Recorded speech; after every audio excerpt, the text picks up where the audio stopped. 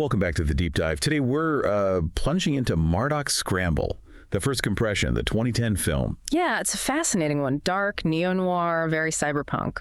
Absolutely. And our mission really is to see how it uses all those classic cyberpunk elements, you know, cybernetics, AI, dystopia. Right.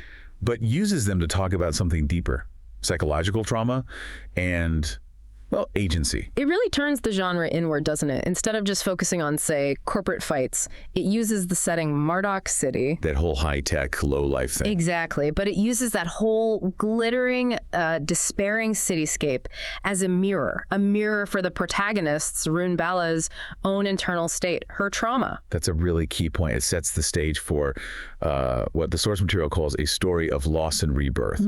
History. Because Balot's journey seems to argue there's this almost symbiotic link between really severe trauma and radical tech augmentation. It's brutal. She goes from being purely a victim to something. Well, stronger, yes, but also maybe even more violated in a different way. Talk about that violation. It starts with the Mardock Scramble 09 protocol. Right. So she's basically killed in this bombing, left for dead. Yeah. And this protocol saves her life, technically.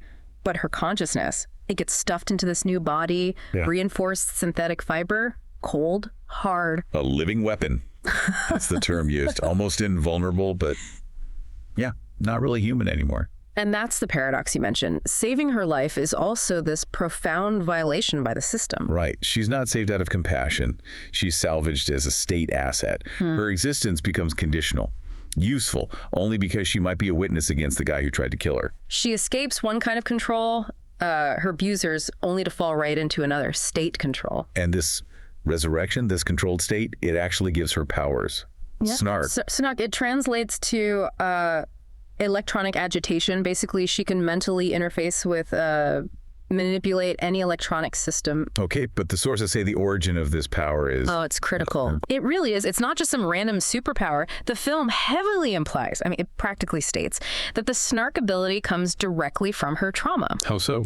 Well, the idea is that because she endured so much suffering, she had to psychologically shut out the external world, you know, dissociate to survive. Right, a coping mechanism. Exactly. And that act of retreating inward made her incredibly adept at navigating the abstract internal world of cyberspace.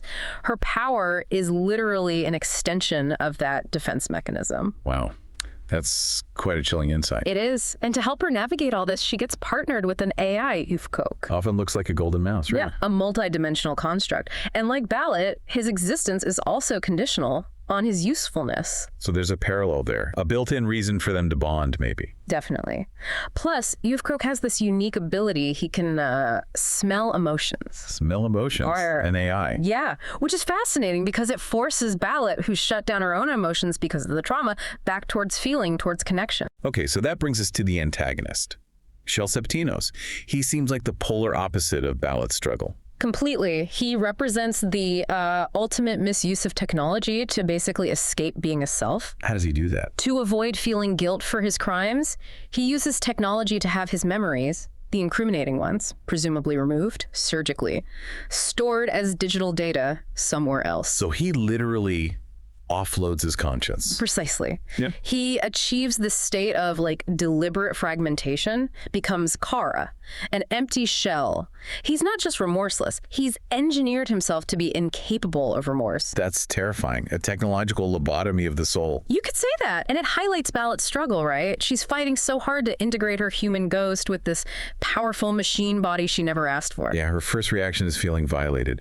You raped me, she says about the transformation. Exactly. So her journey is about reconciliation, using her power, Snark, not just for revenge, but to reclaim her sense of self, to control this new identity on her own terms. And her recovery, her path back to humanity, isn't really about winning fights, is it? It's more internal. It culminates in empathy. There's this moment where she misuses her power, hurts Œufcoque, and feels genuine remorse, deep regret. So that's the turning point. That's the core of it. It really underlines that classic Philip K. Dick idea, doesn't it? Empathy, not biology, or synthetic parts is what defines humanity. Yeah, that makes sense. So Mardock Scramble, in the end, it kind of refocuses cyberpunk, makes the technology the actual language used to talk about trauma and hopefully recovery. The battlefield is internal.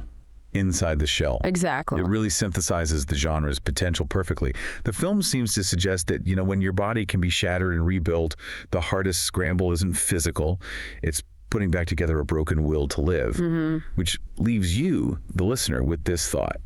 If technology can save your life, but also fundamentally change who you are, your identity, your morality, where do you draw that line? What's evolution and what's a fundamental violation of the self?